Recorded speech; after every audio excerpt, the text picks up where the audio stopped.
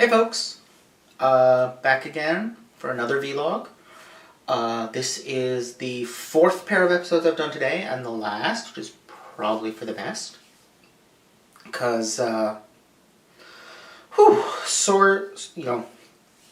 these two plus Sworn to the Sword in the same day is a lot. I think I'm just about done for the day. That said, one thing I do want to say is a huge thank you to all my Patreon backers. This is the first ever bonus vlog. My Patreon was over $100 in May, which is amazing. And so that means that in addition to the weekly vlogs, I'm doing a bonus one this month, and that is this. So thank you to all of you. I am just floored at how well that's going. Anyway, so let's get to talking about these two episodes. Keeping it together. You know, Steven Universe has done a very good job of making its episodes feel longer than they are. Not in a bad way, not in the sense of, they feel drawn out or anything. The opposite. Feeling like a lot happens in them, even though they're only 11 minutes long.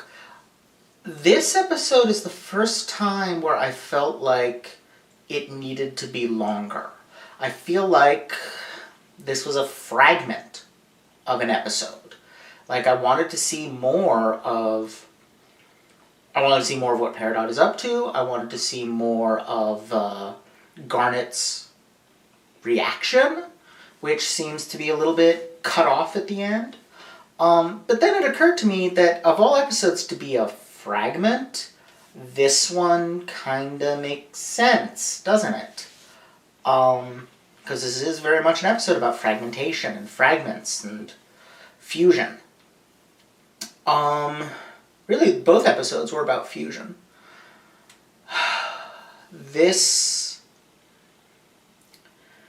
is about as horrifying as the show has ever been. What the hell? It's like somebody took everything creepy about cat fingers and Frybo and jammed them together into something so much worse. Like, the weird hand-foot thing is bad enough, but then when that one gem starts to form, or collection of gems, and at first it's like 4 or 5 people, like you can see the silhouettes in the light, like forming, but interfering with each other. It goes all staticky. Then it becomes a hand, and then the individual fingers of the hand become arms. I mean, that is freaky shit. And then, like, the actual creature that forms is pretty creepy too. And Garnet just completely freaking out, which is, completely understandable. Like, the minute it happened, I was like, oh god. Garnet as a fusion is, like, it was obvious the moment we saw the gem what was happening, and Garnet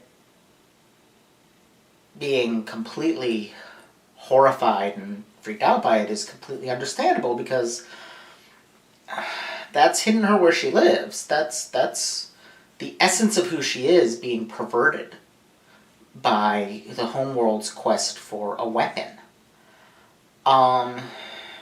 And it's interesting, placing it next to episodes like Sworn for the Sword. This sense Pearl has that she's not worth anything. Homeworld culture in general really doesn't seem to value the lives of anyone. Like, it's one thing for them not to value human life because they're coming to this planet to destroy us, but they don't value really the lives of their own people either. They're completely willing to take the corpses of the crystal gems and do this, turn them into these horrific creatures as an experiment, presumably to produce weapons, because that's what was created in the kindergarten, right? Was soldier gems. I mean, it ties in too with the description of what the thingies do.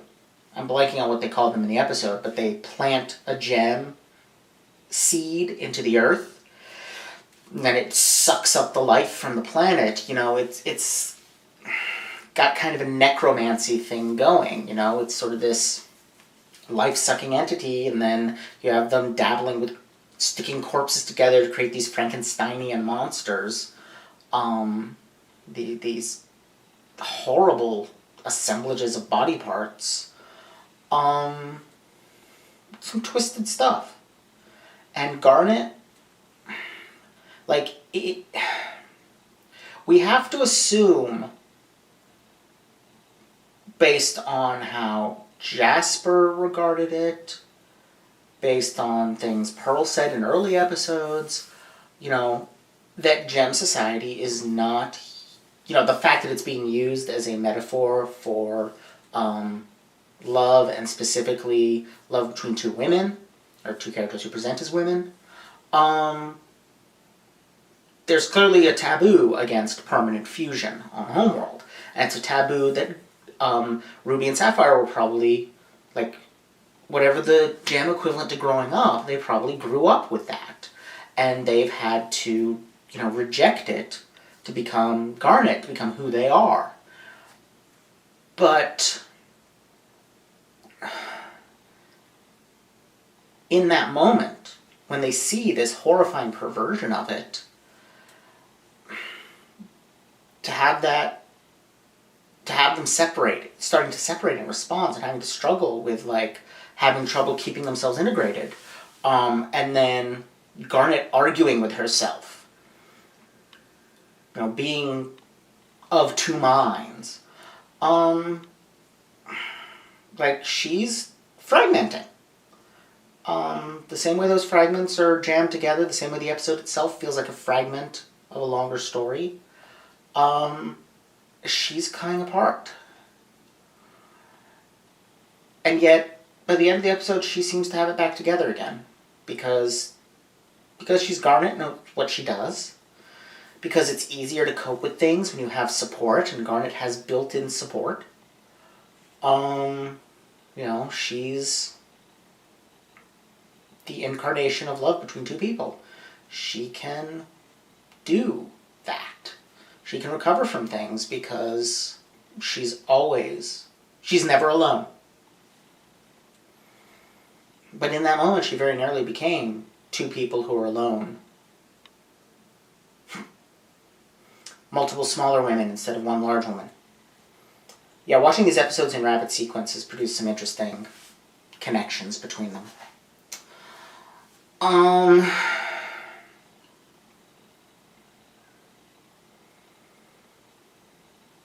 And as, so that episode left me feeling kind of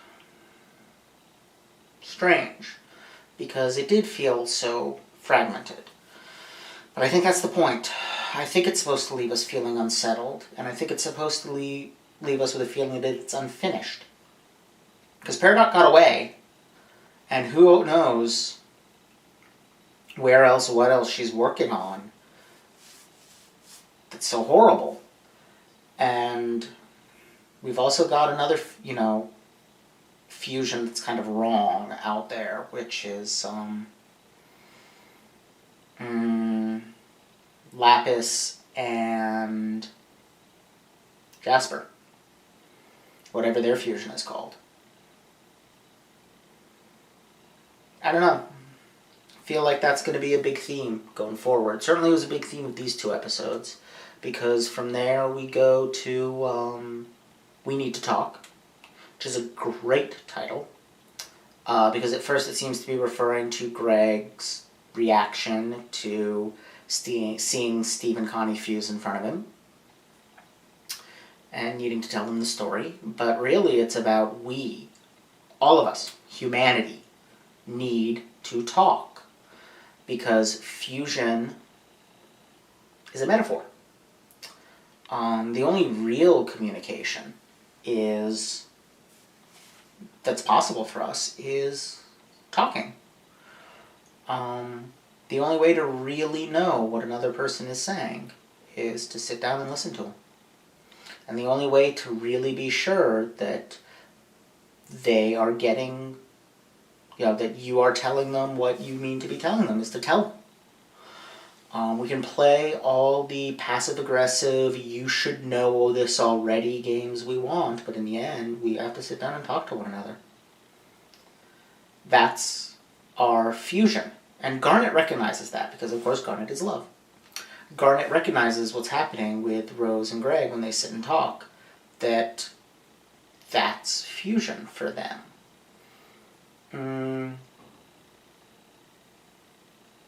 And it's, seeing Rose's jealousy, not Rose's, Pearl's jealousy, her really obvious jealousy, like the way she dismisses Greg as a phase, the way she kind of smirks at him as she's dancing with Rose during the song. And I think both Rose and Greg are kind of oblivious to it. Which is interesting, because Rose and Pearl fused. They became one. And yet they separated again, and Rose still seems not to be aware of how Pearl really feels and what Pearl is doing. Which comes back again to, we need to talk. We can believe we have this kind of higher connection with another person, and we may be very good at reading that person's moods, reading how that person feels, what they're trying to say, but there's no substitute for talking to each other. Even for the jams. Pearl doesn't say, Rose, I don't like that you're with Greg. I don't like the relationship that's formed between you and Greg. I'm jealous about it. Like, she never says that, and so they never realize it. Though, she performs it pretty blatantly for the audience. But it's worth remembering that relative to real people, fictional characters are always very lo-fi. The amount of information that is being conveyed to us in a story is vastly smaller than the amount of information contained in a real person. Stories use tons of little, not rules of thumb, what's the phrase I'm looking for? They use these clues and familiar signifiers to kind of allow us to fill in the gaps and conclude who a person is from relatively little information in ways that, for real people, don't work. But, so, that stuff that Rose is doing, or not Rose, Pearl, that stuff that Pearl is doing, the smirking at Greg, the mic drop, all of that, is very blatant to us, the audience, but that's because it's the only information we're getting. We're not seeing all the other interactions between them that happen, that never actually happen because it's a story. But if this were real, from a diegetic perspective, there'd be all these other reactions that the audience isn't privy to, and that would color how they see what's happening and make it less obvious, because there's more noise, so to speak, around the signal. But all we get is signal, because that's how fiction works, because fiction that had levels of noise comparable to real life would be really, really boring. So we just get the signal, and so it's really obvious to us because it's being designed to be obvious to us. And the scene with Greg and Rose is absolutely adorable. The two are at once very much in love, but at the same time, there's something odd going on there with Rose. Like, her reactions are not the expected, quote-unquote, normal human reactions. She likes being around Greg, but she has trouble phrasing it in ways that don't hurt him. She, thinks he's funny, which, she thinks he's cute and funny, which, is like the standard, what do you like about your boyfriend? Oh, he's cute and funny.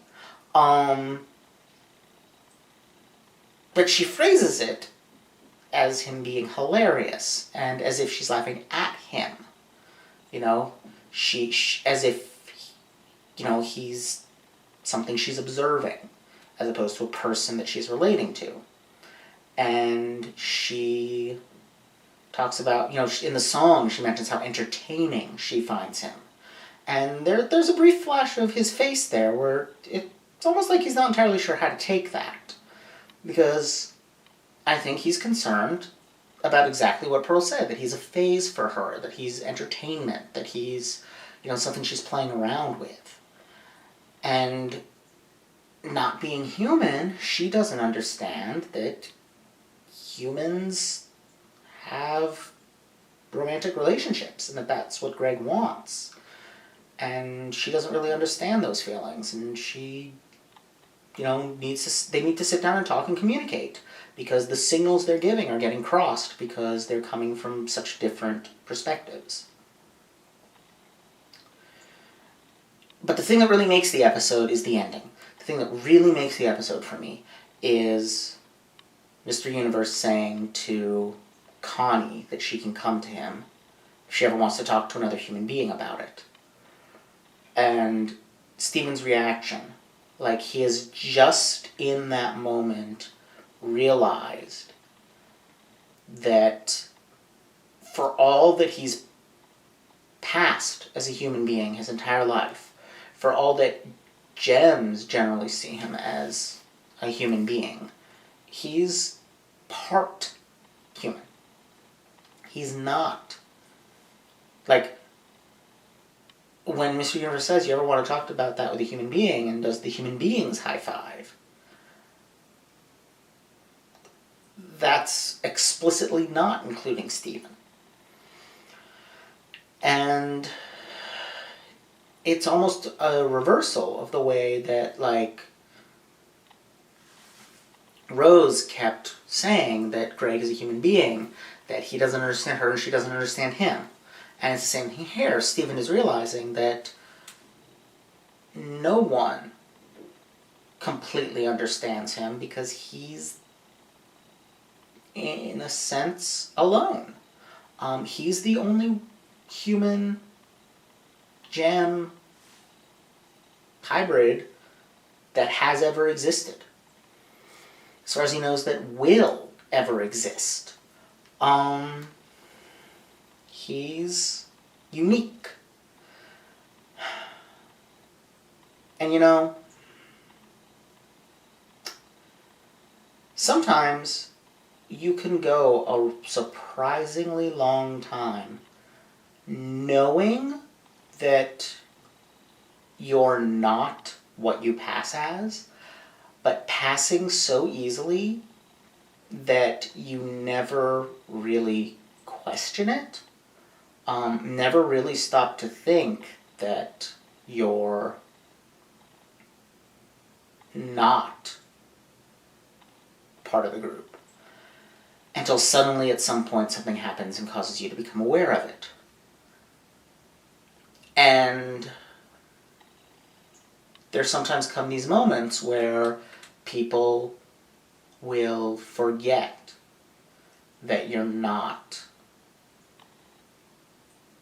whatever it is they are that you're not, because you pass. And they'll say or do things, and it'll be like, well, thanks for suddenly reminding me I'm not one of you guys. It's not intentional, but kind of makes you realize that you're not part of the group you've spent so much time in, you just pass as someone who is. Sometimes it makes you want to stop passing, despite all the advantages that passing brings. Like, sometimes it just feels fake. Like, I really feel like in that moment, Steven is questioning his humanity. Even though, perhaps because he spends so much time with the gems, he feels to himself and to the audience more human than Gem. But he's half and half.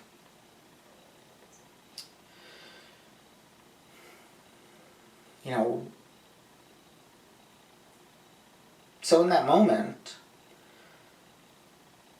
kind of a gap opens up between him and his dad, and maybe that's why he clutches at his gem. You know, he's seeking his mom, because his dad has just inadvertently pushed him away a little bit. I don't know. 2 pretty heavy episodes. So, I'm gonna call it a day here.